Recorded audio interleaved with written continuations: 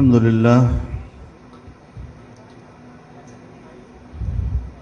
لله وكفى وسلام على عباده الذين اصطفى لا سيما على سيد الرسل وخاتم الأنبياء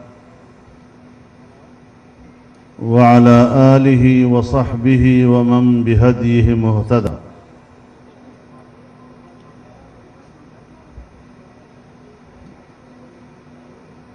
أما بعد فأعوذ بالله من الشيطان الرجيم. بسم الله الرحمن الرحيم. يا أيها الذين آمنوا إن تطيعوا الذين كفروا يردوكم على أعقابكم فتنقلبوا خاسرين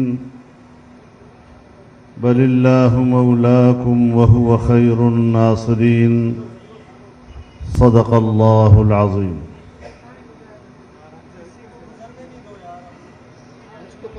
جناب صدر محترم،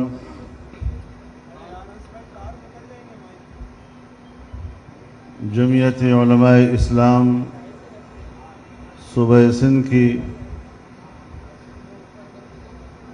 مجلس عمومی کے نہایت ذمہ دار ساتھیوں، حضرات علماء کرام،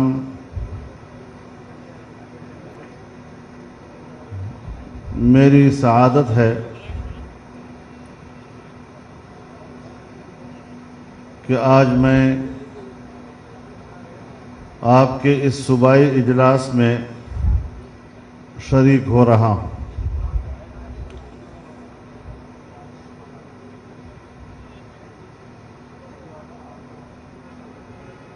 اور موجودہ صورتحال کے بارے میں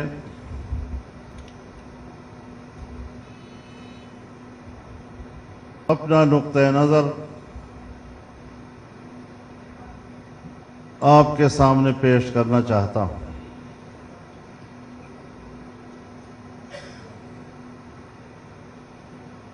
جمعیت علماء اسلام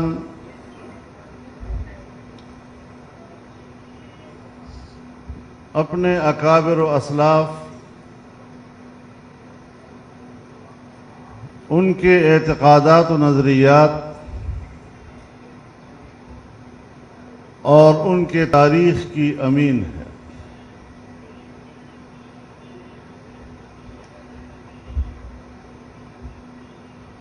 اللہ تعالی نے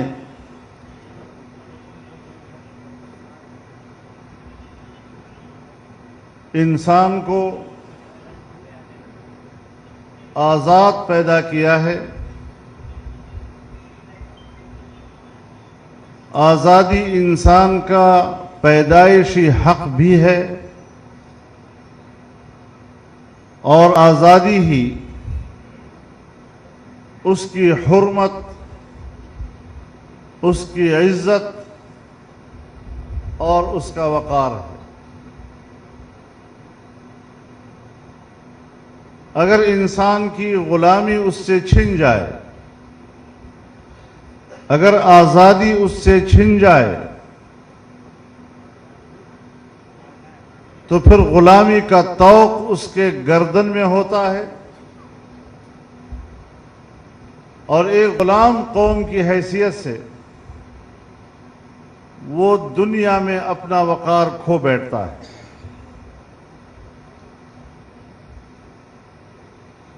انگریز یہاں آیا،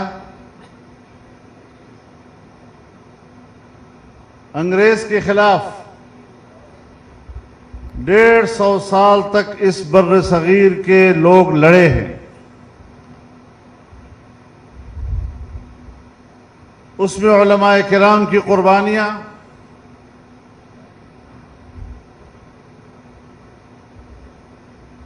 انہوں نے اس محاذ پر جو جنگیں لڑی، شکست و ریغ سے دوچار ہوئے،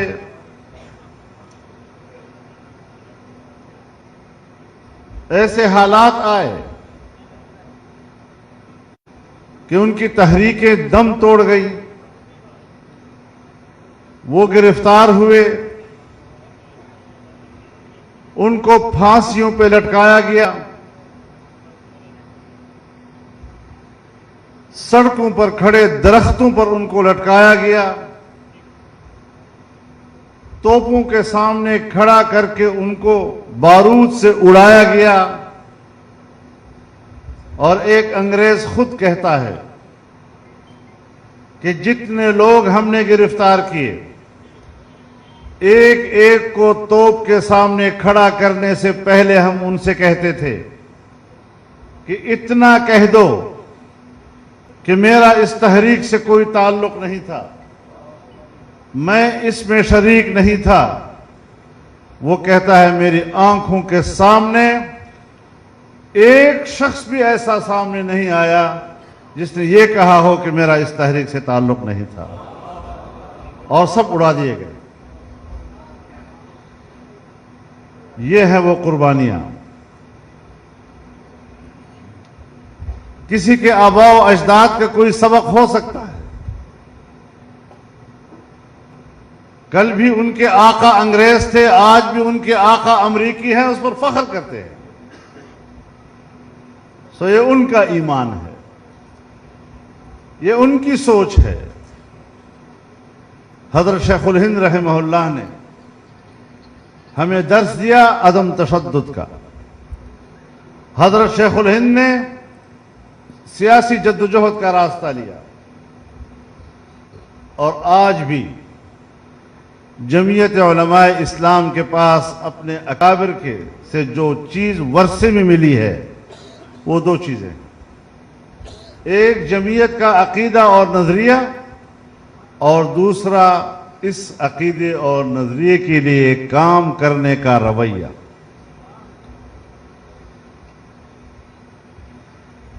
لیکن بدقسمتی سے پاکستان کی عمر جتنی بڑھتی چلی جاتی ہے، ہم آزادی سے غلامی کی طرف جا رہے ہیں۔ قوم کو لالی پوپ دیا جا رہا ہے،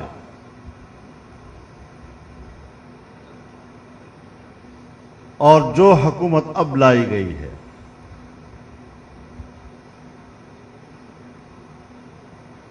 ابھی آپ نے عنقریب میں دیکھا، اس پاکستان میں 2 سال کے اندر کوئی قانون سازی نہیں ہوئی۔ اگر قانون سازی ہوئی ہے تو یا آرمی ایکٹ میں ترمیم کی، جس کے ذریعے آرمی چیف کو ایکسٹینشن ملی، اور یا FATF کے تحت ابھی تازہ حالیہ قانون سازی۔ اب آپ مجھے بتائیں کہ فائنینشل ایکشن ٹاسک فورس بین الاقوامی مالیاتی ادارہ کہتے ہیں ہمارا مقصد یہ ہے کہ پیسہ دہشت گردی کی طرف نہ جائے۔ اب بین الاقوامی کسی بھی کتاب میں کسی ادارے نے آج تک دہشت گردی کی تعریف نہیں کی۔ اقوام متحدہ کا چارٹر قوموں کو اس کی آزادی کے لیے لڑنے کا حق دیتا ہے، لیکن آج اپنی آزادی کے لیے جنگ لڑنا بھی دہشت گردی قرار دیا جا رہا ہے۔ اگر امریکی فوجیں افغانستان میں اترتی ہیں اور افغانستان کی سرزمین پر قبضہ کرتی ہیں تو اپنی سرزمین کی آزادی کے لیے لڑنے والوں کو دہشت گرد کہا جاتا ہے۔ اگر عراق میں امریکی فوجیں اترتی ہیں اور عراق پر قبضہ کرتی ہیں، اور قبضہ کرنے کے بعد جو انہوں نے قبضہ کرنے کی وجہ بتائی تھی وہ جھوٹ ثابت ہو جاتی ہے، اور پوری دنیا کے سامنے اس کا جھوٹ سامنے آ جاتا ہے، تب اگر وہاں کی قوم اپنی آزادی کی جنگ لڑتی ہے تو آج دنیا اس کو دہشت گرد کہتی ہے۔ اگر لیبیا پر قبضہ کیا جاتا ہے اور وہاں کے لوگ اپنی آزادی کی جنگ لڑتے ہیں تو انہیں دہشت گرد کہا جاتا ہے۔ فلسطینیوں کو آزادی کا حق اقوام متحدہ نے دیا ہے اور لاتعداد قراردادیں اس پر موجود ہیں، لیکن آج اسرائیل کی ریاستی دہشت گردی کو فلسطینیوں کے خلاف حق دیا جا رہا ہے اور فلسطینیوں کو دہشت گرد کہا جا رہا ہے۔ ان کی سرزمین پر قبضہ بھی کیا جا رہا ہے اور ان کو دہشت گرد بھی کہا جا رہا ہے۔ کشمیر کے مسلمانوں پر 70 سال سے کیا بیتی ہے اور یہ قوم کس زمانے سے اپنی آزادی کی جنگ لڑ رہی ہے، لیکن سمجھ میں نہیں آ رہی کہ وہ پاکستان جس نے پوری دنیا میں کشمیریوں کے خون پر سیاست کی ہے، جس نے اپنی پوری خارجہ پالیسی کشمیریوں کے قربانیوں اور مسئلہ کشمیر پر ایک خاص موقف اختیار کرتے ہوئے اسے خارجہ پالیسی کا محور کہا، آج جب ہندوستان نے اس کو ہڑپ کیا تو ہم نے مجرمانہ خاموشی اختیار کی ہے۔ اور صرف وہاں پر اکتفا نہیں ہے، میں نے اس وقت بھی کہا تھا کہ جو تم فاٹا کے ساتھ کر رہے ہو یہی ہندوستان کشمیر کے ساتھ کرے گا۔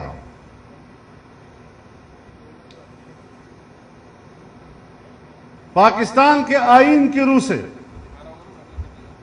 فاٹا کو خصوصی حیثیت حاصل تھی، اس کا ایک اسپیشل سٹیٹس ہوا کرتا تھا۔ آرٹیکل 247 کے تحت ہم نے اس کی خصوصی حیثیت ختم کر دی۔ میں نے پارلیمنٹ میں کہا تھا کہ کم از کم وہاں کے عوام سے پوچھ لو، ورنہ پھر انڈیا کشمیری عوام سے نہیں پوچھے گا۔ چنانچہ پچھلے سال 5 اگست کو ہندوستان نے ہندوستانی آئین کے آرٹیکل 370 کو ختم کیا اور کشمیر کی خصوصی حیثیت ختم کر دی۔ ہم نے آرٹیکل 247 کے تحت، انہوں نے آرٹیکل 370 کے تحت۔ پاکستان کی پارلیمنٹ فاٹا کے لیے قانون نہیں بنا سکتی تھی، ہندوستان کی پارلیمنٹ کشمیر کے لیے قانون نہیں بنا سکتی تھی۔ پاکستان کا وزیر اعظم اور صوبہ خیبر پختونخوا کا وزیر اعلیٰ فاٹا میں اس کا اختیار نہیں چلتا تھا، اس کے ایگزیکٹو اختیارات وہاں نہیں چلتے تھے۔ ہندوستان کے وزیر اعظم کے اختیارات کشمیر میں نہیں چلتے تھے۔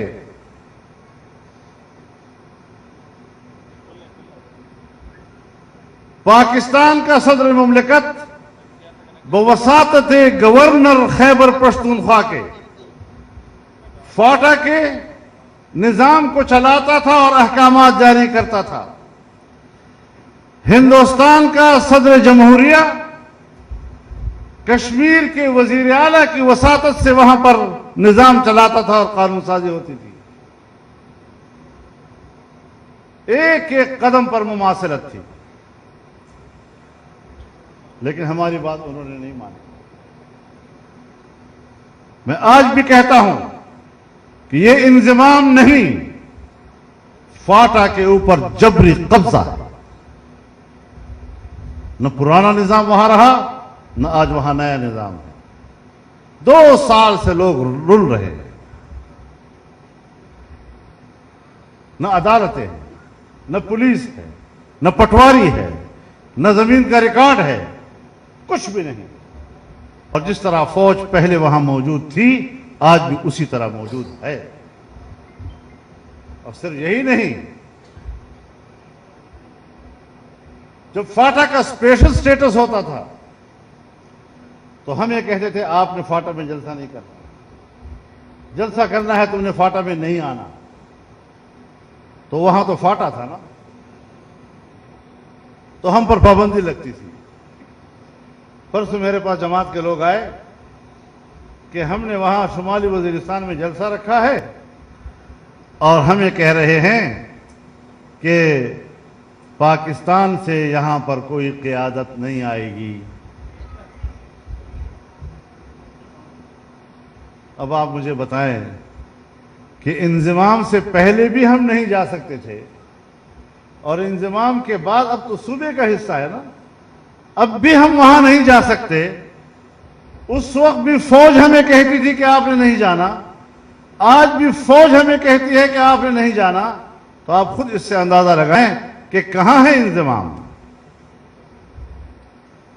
سوائے اس کے کہ فوج کا وہاں کنٹرول ہو گیا ہے.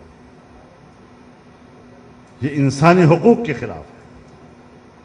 بین الاقوامی برادری کو اس کا نوٹس لینا چاہیے. اور پھر میں آپ کو بتانا چاہتا ہوں میرے ساتھیوں، ایک وقت وہ آیا جب میں نے وزیر اعظم کو اس بات پر آمادہ کر لیا کہ انضمام نہیں ہوگا، اور کوئی اس قانون کے 25 دفعات تھے اور اس میں سے 4 انہوں نے حذف کر دیے.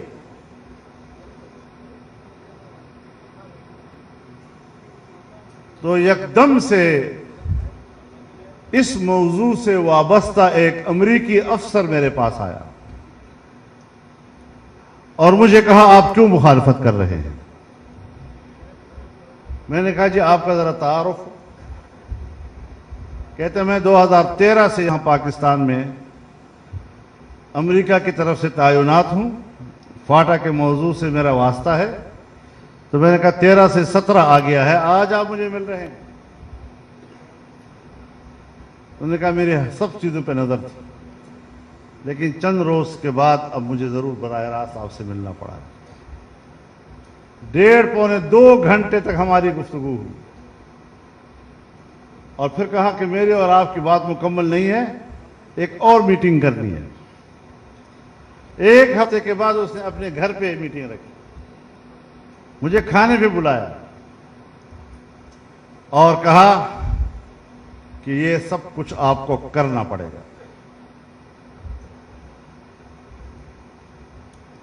فاٹا ہماری پہلی ترجیح ہے، اس کا انضمام.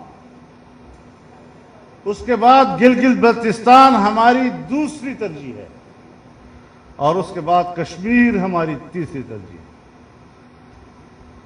مجھے سمجھ میں نہیں آ رہا تھا، لیکن ابھی 1 ہفتہ پہلے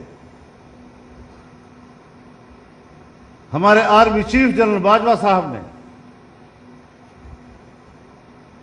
پارلیمنٹ کے پارلیمانی لیڈرز کو بلایا، قومی اسمبلی کے پارلیمانی لیڈرز کو،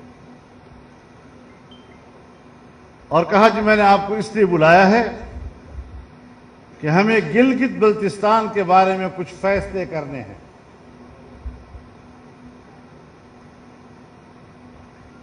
تو میں آپ کو اعتماد میں لینا چاہتا ہوں. اب بلایا کس لیے تھا اور خبریں کیا چلائی جا رہی ہیں؟ جس طرح کچھ ساتھی آپس میں بیٹھتے ہیں تو ادھر ادھر کی بھی کچھ باتیں ہو جاتی ہیں، غلط ہو صحیح ہو جاتی ہے. جو اجلاس کا موضوع نہیں ہے اور دوران اجلاس ادھر ادھر کی کوئی بات آ جاتی ہے، اسے اپنے چینلوں کے ذریعے سے چینلوں پر اس کا تذکرہ کیا جاتا ہے اور جس موضوع پہ بلایا تھا اس کو چھپایا جا رہا ہے. اور ایسا تاثر دیا جیسے سیاستدان اس کے پاس گئے ہیں، جیسے سیاستدانوں نے خواہش ظاہر کی ہو۔ بابا بلایا بھی آپ نے ہے، موضوع بھی آپ نے طے کیا، اور پھر سیاستدانوں نے یہ زبردست مظاہرہ کیا کہ بالاتفاق آپ کی تجویز کو مسترد کر دیا تھا۔ وہ بات کیوں نہیں کرتے؟ اس کا تذکرہ پبلک میں کیوں نہیں کیا جا رہا؟ تو ہم کیا سمجھیں کہ ان تبدیلیوں کا اور اس سیاست کا، اس کے پیچھے کون کار فرما ہے؟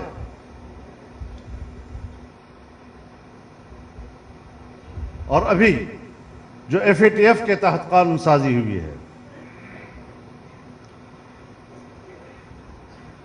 شرمندگی والی بات یہ ہے کہ جب قانون لکھا جاتا ہے، بل تیار کیا جاتا ہے اور ایوان کے ممبران کے سامنے رکھا جاتا ہے تو اس پر اس بل کا مقصد لکھا جاتا ہے۔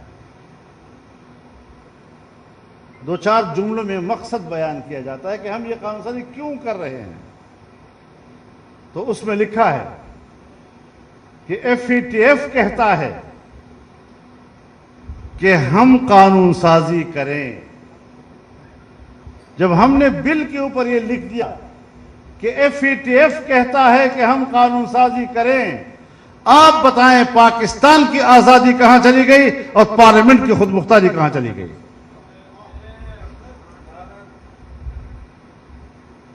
کوئی ذرا اس کے دوسرے پہلو بھی تو نظر ڈالے نا۔ اگر کوئی جھک مارنی ہی ہے آپ نے تو کم از کم اتنا تو کرو کہ یہ ہماری ضرورت ہے اور پاکستان کی ضرورت ہے۔ لوگوں سے کہتے ہو نے پاکستان کو بچایا ہے اور وہاں لکھ رہے ہو کہ ایف اے ٹی ایف کہتا ہے کہ اس طرح کرو۔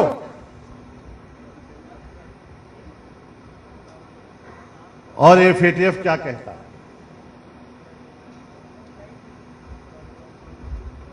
کہتا ہے کہ اگر اقوام متحدہ ایک قرارداد پاس کر لے اور اس قرارداد کا یہ تقاضا ہو کہ وہ 2، 3 اور 4 گھنٹوں کے اندر اندر اس پر تعمیل ہو، اس پر عمل درآمد ہو، اگر کوئی ادارہ یا اس ادارے کا کوئی فرد اگر اس کی عمل درآمد میں رکاوٹ ڈالے گا، اس کو ناکام بنانے کی کوشش کرے گا، تو پھر اس کو سزا دی جائے گی۔ اور وہ سزا اگر ادارے کی قیادت ہے تو 10 سال قید، اس کا رکن ہے تو 5 سال قید، اگر ادارے کی قیادت ہے تو 5 کروڑ روپے جرمانہ، اور اگر نیچے اراکین ہے تو 2.5 کروڑ روپے جرمانہ، اور دونوں بھی ہو سکتے۔ اب آپ مجھے بتائیں کہ ہماری آزادی گئی یا نہیں گئی؟ اقوام متحدہ کے ہاں جس چیز کا نام قرارداد ہے، پاکستان میں اس کا نام قانون ہو گیا۔ وہاں قرارداد ہوگی، ہمارے ہاں وہ قانون کی طرح نافذ ہوگا۔ اگر وہ کہہ دے کہ پاکستان کے آئین میں اسلامی دفعات ختم کر دیے جائیں، یہ انسانی حقوق کے خلاف ہے نعوذ باللہ، تو پھر آپ پر لازم ہوگا کہ آپ قانون سازی کریں گے۔ اگر وہ کہہ دیں کہ کشمیر کے مسئلے کو اب یوں کرنا چاہیے، تو آپ سے جس طرح وہ کہے گا آپ کریں گے۔ ہم تو اپنے ملک کے اندر بھی اس کے جغرافیے کے مالک نہ رہے، اس کے آئین کے مالک نہ رہے، اپنے قانون کے مالک نہیں رہے، اور جو چیز باہر سے تبدیل کرائی جائے گی اب ہم اس کے پابند ہیں۔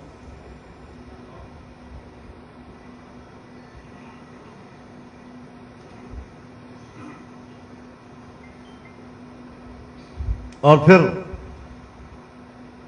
جس وقت آیا کہ وقف املاک کے حوالے سے قانون سازی کی جائے گی، تو اس کی زد پڑنی تھی ہمارے مساجد و مدارس پر، اور رد عمل آنا تھا اس پر علماء کا، تمام مکاتب فکر کا، جب اس کی قانون سازی کا مرحلہ آیا تو پھر ایسے لوگ تیار کیے گئے جنہوں نے صحابہ کرام کے خلاف بازاری زبان استعمال کی، فرقہ وارانہ نفرتوں کا ایک ماحول پیدا ہوا، اور اس ماحول میں سارا مذہبی طبقہ وہ ایک دوسرے کے سامنے مقابلے میں آ گیا، کھڑا ہو گیا، اور ہماری توجہ ادھر کر دی، ادھر پھر انہوں نے قانون پاس کر دیا۔ اب کہتے ہیں یہ کیسے ہوتا ہے، یہ فرقہ واریت کیوں؟ میں نے کہا اپنے سے پوچھو کیوں؟ اب مولوی صاحبان اٹھ کھڑے ہوئے ابھی کہ جی یہ تو بڑا غلط قسم کا قانون آ گیا۔ تو میں نے کہا اس وقت آپ دوسری طرف مصروف تھے نا۔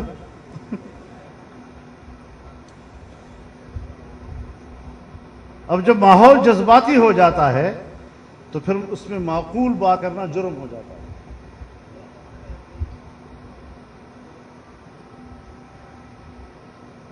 ابھی ساری دنیا کو بلایا جا رہا ہے، فرقہ واریت نہیں ہونی چاہیے۔ میں نے کہا پیغام پاکستان کے لیے تو اتنا بڑا ہوم ورک آپ لوگوں نے کیا تھا، اس میں سب سے زیادہ فعال اگر کردار رہا تو وہ ہمارے ISI کا رہا، وہی سب علماء کرام اور مذہبی لوگوں کو اکٹھا کرتی۔ اور جب آپ میں نے کہا اکٹھا کرتے ہیں تو بڑے پیار سے ہم اکٹھے ہو جاتے ہیں۔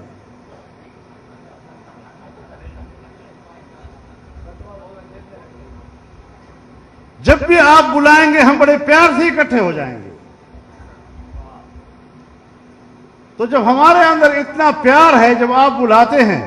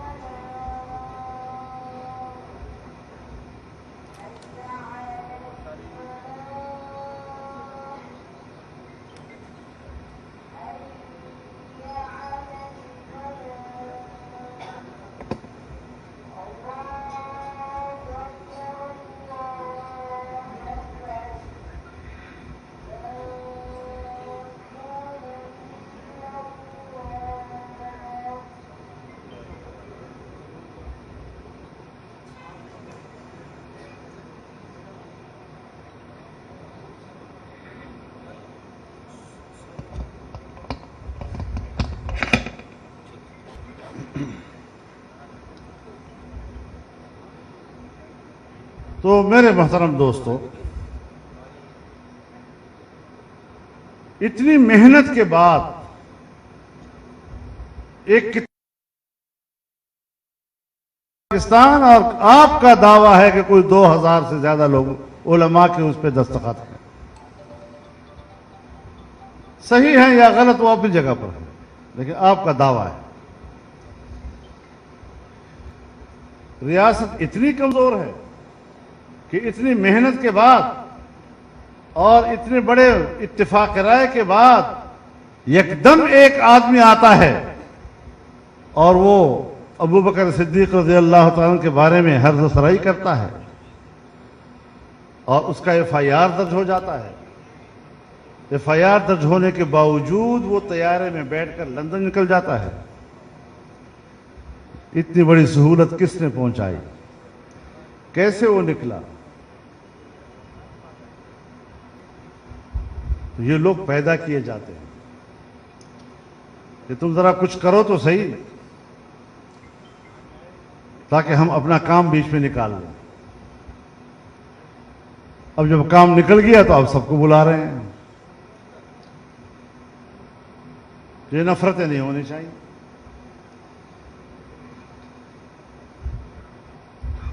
دیکھیے بات بنیادی یہ ہے کہ پاکستان کی مذہبی سیاسی قیادت، اس کا قیام پاکستان سے جو آج تک کردار چلا آ رہا ہے، چاہے جس مقصد فکر سے ان کا تعلق ہو، لیکن انہوں نے ہمیشہ مذہبی ہم آہنگی کے لیے کام کیا ہے۔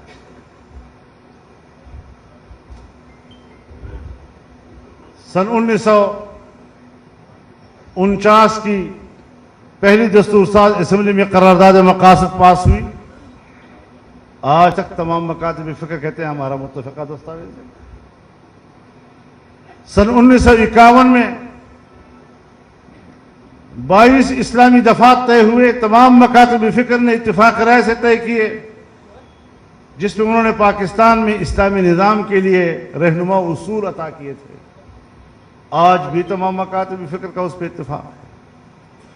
آئین بنا، آئین کے اسلامی دفعات، مسلمان کی تعریف، ختم نبوت کے حوالے سے آئینی ترمیم، ناموس رسالت کے حوالے سے آئینی ترمیم، تمام کے تمام اس پر متفق ہیں، اور آج بھی کوئی اختلاف رائے نہیں ہے۔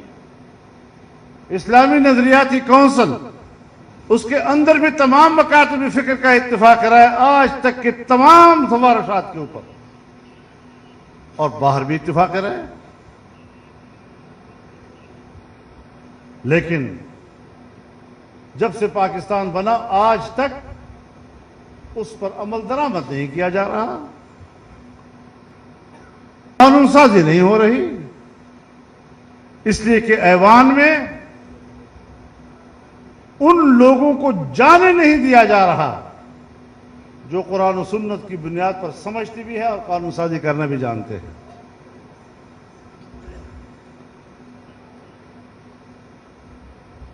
تو اس قسم کے لوگ اس رویوں کے ساتھ ملک کو چلا رہے ہیں۔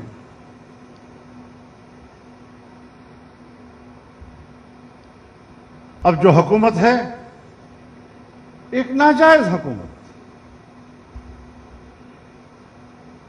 اب بری بات ہے میں اس قسم کی زبان استعمال نہیں کیا کرتا، لیکن آج کے حکمران کی قسمت پر رونا آتا ہے کہ جس کو پہلی اولاد ملی وہ بھی ناجائز، جس کو پہلی حکومت ملی وہ بھی ناجائز۔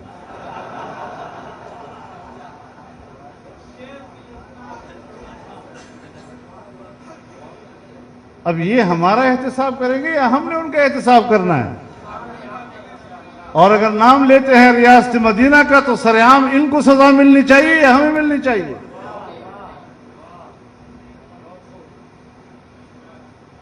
اے کاش کہ آج خلافت راشدہ کی حکومت ہوتی، پتہ نہیں آپ کے ساتھ کیا حشر کیا جاتا۔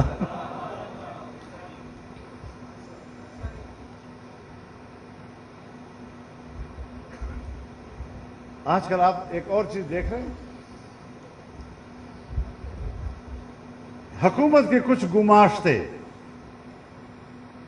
آئے روز ایک بیان دے مارتے ہیں، فلانی سیاستدان کی خفیہ ملاقات آرمی چیف سے ہوئی۔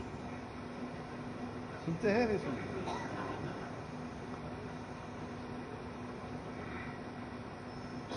کبھی میرا اس میں تذکرہ ہے، کبھی کچھ اور لوگوں کا تذکرہ۔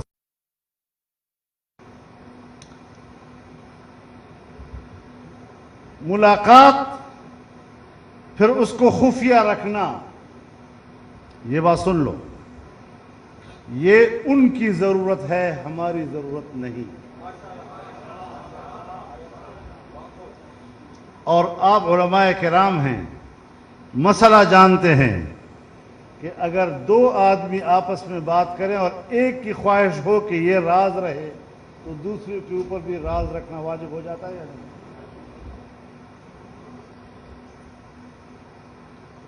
لیکن ایک بات تو واضح ہو گئی نا،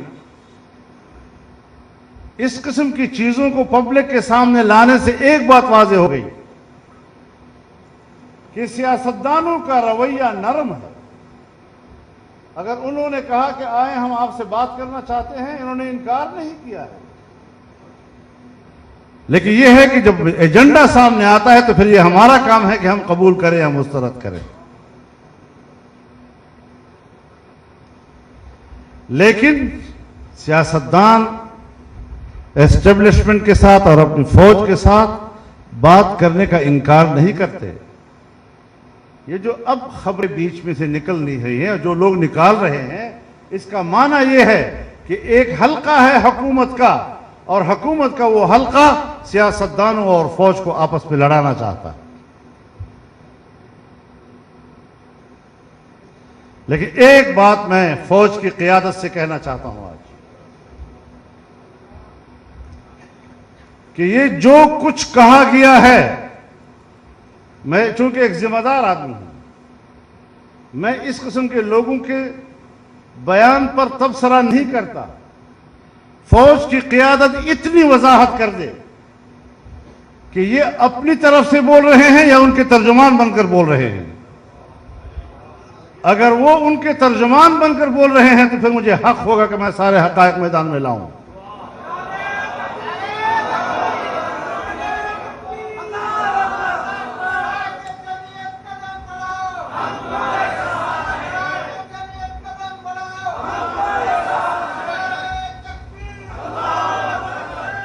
ہم نے اس میدان میں کوئی کچی گولیاں نہیں کھائیں،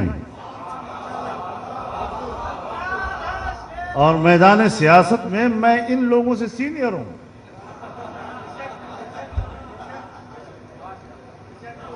میں فوج کی قیادت سے سب سے سینئر ہوں ان کے مقابلے میں۔ جب آرمی چیف کیپٹن تھے تو میں پارلیمنٹ کا ممبر تھا۔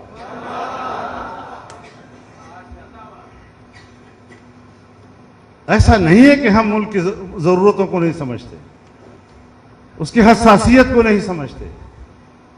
میں آج بھی اسی لیے جواب نہیں دے رہا ہوں کہ وہ غیر ذمہ دار لوگ ہیں جو بات کر رہے ہیں، تو ذرا وضاحت تو کر لے کہ یہ ان کے نمائندے بن کر بات کر رہے ہیں یا پھر کنٹرول کرے، پھر پٹا ڈالے ان کو۔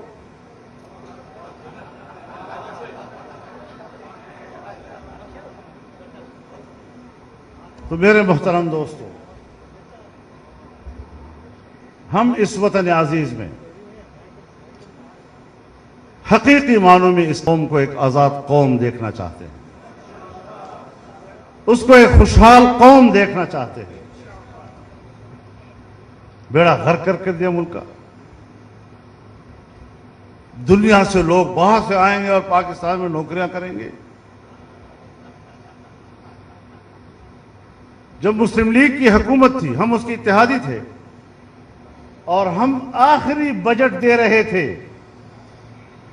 تو ہم نے سالانہ مجموعی پیداوار کی شرح نمو وہ 5.5% رکھی، اور اگلے سال کے لیے ہم نے 6.5% کا ہدف دیا تھا۔ تو اگلا سال پھر ان کا تھا،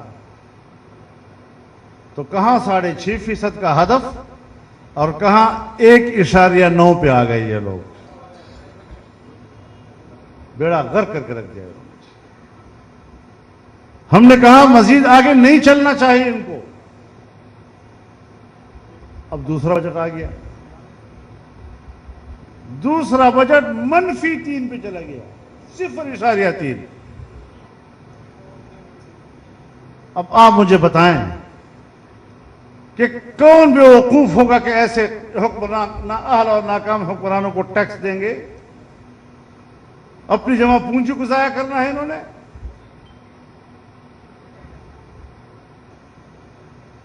کیسے، کہاں سے روزگار دیں گے؟ اب تو تمہارے پاس تنخواہیں دینے کے لیے پیسے نہیں ہیں، اور ریاستیں اسی طرح ڈوبتی ہیں جب ان کی معیشت تباہ ہوتی ہے۔ کسی زمانے میں جب دنیا میں قبائلی تمدن تھا تو ریاستوں کی بقا کا دار و مدار دفاعی قوت پر ہوا کرتا تھا۔ لیکن آج متمدن دنیا میں ریاست کی بقا کا دار و مدار وہ معاشی قوت پہ ہوا کرتا ہے. فلسفے تبدیل ہو رہے ہیں، ہو چکے ہیں. سوویت یونین کا حال ہمیں معلوم ہے. چائنا آج جنگ لڑ رہا ہے معاشی حوالے سے. امریکہ اس کو کھینچ رہا ہے جنگ کی طرف. ہمارے ساتھ تعلقات خراب کرانا، انڈیا کے ساتھ جنگ کی صورتحال پیدا کرنا. لیکن سب کو معلوم ہے کہ جب روس کو جنگ کے میدان میں دھکیل دیا گیا تھا تو پھر اب سوویت یونین کا کیا حشر ہوا اور افغانستان کا کیا حشر ہوا. کیونکہ سوویت یونین کا راستہ روکنے کے لیے افغانستان کی سرزمین کو استعمال کیا گیا اور چین کا راستہ روکنے کے لیے پاکستان کی سرزمین کو استعمال کیا جا رہا ہے. تو اس اعتبار سے یہ جو ماحول بنایا جا رہا ہے، اور آپ کو تو پتہ ہے ایوب خان کا زمانہ، ضیاء الحق کا زمانہ، بھٹو صاحب کا زمانہ، ہر ایک کے زمانے میں لوگ گرفتار ہوتے تھے یا نہیں؟ تب بھی کسی قانون کا سہارا تو لیا ہی جاتا تھا نا. گرفتاری سے پہلے وارنٹ آتا تھا، کسی تھانے میں کیس درج ہوتا تھا، کوئی اس میں دفعہ لکھا جاتا تھا، اس دفعے کی کوئی اتھارٹی ہوتی تھی کہ کس اتھارٹی نے کس دفعے کے تحت گرفتاری کا حکم دیا ہے. ہر زمانے میں.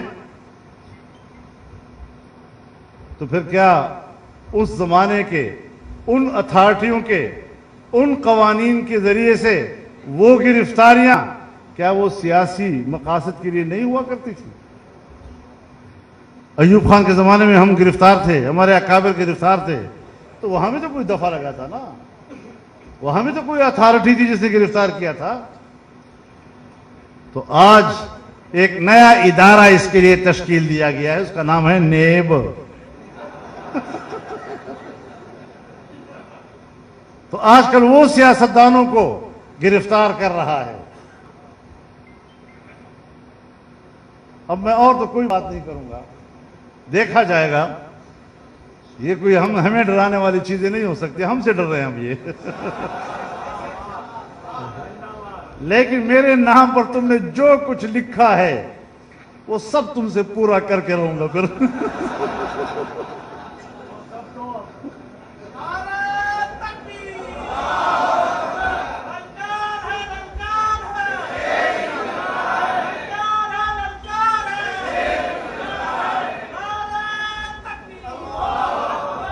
تو تم نے 1994-95 میرے خلاف بہت کچھ لکھا، کتنے پلازے، کتنے فیکٹریاں، کتنے ہوٹل، کتنی بڑے جہان میرے بارے میں تم نے لکھا تھا. سو آج بھی تم آدھا پاکستان میرے حوالے کر دو کہ وہ میری ملکیت ہے. اور میرے خیال میں وہ جو جنرل صاحب ہے میرے بھائی، اس کے بارے میں جتنی جائیداد لکھی گئی ہے اس کے 1/4 مجھے دے دو، میں سارا اس کو دے دوں گا.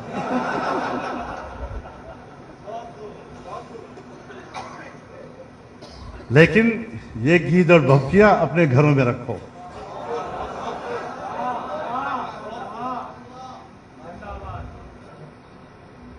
آج پتہ ہے انہوں نے پہلا حملہ میرے اوپر کیا ہے. میرے ساتھ پی ایس ہے نا طارق خان، اس کے والد صاحب کو نیب نے بلایا اور گرفتار کیا ہے. پہلا حملہ انہوں نے مجھ پر آج کیا ہے. لیکن جمعیت کے کارکن ہیں، یہ کوئی خوشامدی ٹولے کے لوگ نہیں ہیں. یہ تم سے الجھنا بھی جانتے ہیں اور تمہیں گریبان سے پکڑنا بھی جانتے ہیں.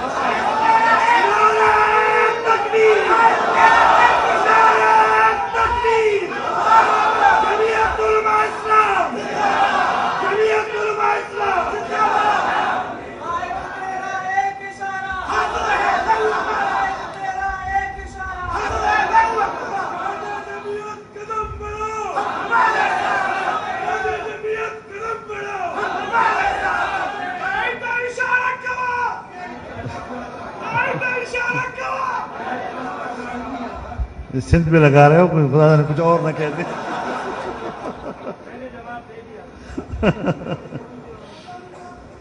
تو اللہ تعالیٰ فضل فرمائے۔ انشاءاللہ العزیز اے پی سی ہوئی ہے، اور اے پی سی کے فوراً بعد میرے بارے میں یہ بیان آنا لگتا ہے کہ تیر ٹھیک نشانے پہ جا کے لگا ہے۔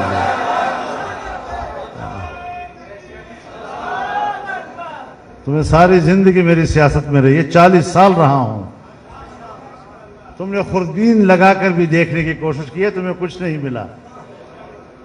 آج اے پی سی کے بعد تمہیں یہ چیزیں یاد آ گئی ہیں۔ میرے محترم دوستو، میں اس پر کوئی زیادہ بحث نہیں کرتا، لیکن جماعتی حوالے سے بھی ہم نے مشاورت کرنی ہے، اور پورے جماعتی موقف کے ساتھ ہم نے انشاءاللہ آگے بڑھنا ہے۔ آپ کی سوچ اور رائے کو بھی ہم سامنے رکھتے ہوئے انشاءاللہ اس حوالے سے اپنی حکمت عملی بنائیں گے، اور اس میں تردد اور خوف کسی قسم کی کوئی چیز نہیں۔ ہم تو اس دن کے انتظار میں تھے کہ تم ہمیں چھیڑو تو صحیح، تاکہ دو ہاتھ کرنے کا موقع مل جائے۔ جی ہاں، اسلام آباد سے بھی آگے جائیں گے انشاءاللہ اگر جانا ہوا تو۔ نعرہ تکبیر، قائد تیری بصیرت کو، قائد تیری سیاست کو، قائد تیری جرت کو۔ تو آپ حضرات پورے حوصلے کے ساتھ انشاءاللہ رہیں، جرت کے ساتھ ان حالات کا مقابلہ کریں گے، اور اس حکومت کا دھڑن تختہ کریں گے، اس کے بغیر چھوڑیں گے نہیں انشاءاللہ۔ اور جیسے کہ ابھی آپ حضرات کے سامنے اعلان ہوا، 29 اکتوبر کراچی انشاءاللہ ہمارا سب کا ہدف رہے گا، اور اس کے بعد اس سے پہلے کوئٹہ میں ہوگا انشاءاللہ، اس کے بعد پھر لاڑکانہ میں ہوگا، اور پھر اس کے بعد پنجاب کی تاریخ کا تعین کیا جائے گا۔ انشاءاللہ ہم بھی آپ کا پیچھا کرتے رہیں گے، چھوڑیں گے نہیں انشاءاللہ۔ ہاں ہاں ہاں، ذرا صبر۔ تو یہ میری گزارشات تھی، اور آپ چونکہ یہاں سب صوبہ جمع ہے، اس لیے میں نے ضروری سمجھا کہ اس نئی صورتحال پر اپنے خیالات آپ کے سامنے رکھوں، ورنہ میرا ضمیر تو مجھے یہی کہتا ہے کہ میں اس پر نہ بولا کروں اور نہ اس پر کوئی تبصرہ کروں، کوئی ایسا مسئلہ نہیں ہے، لیکن آپ حضرات کو ایک طلب ہوتی ہے معلومات کی، تو اس حوالے سے میں نے کچھ باتیں آپ کے سامنے عرض کر دی ہیں۔ وآخر دعوانا ان الحمد للہ رب العالمین۔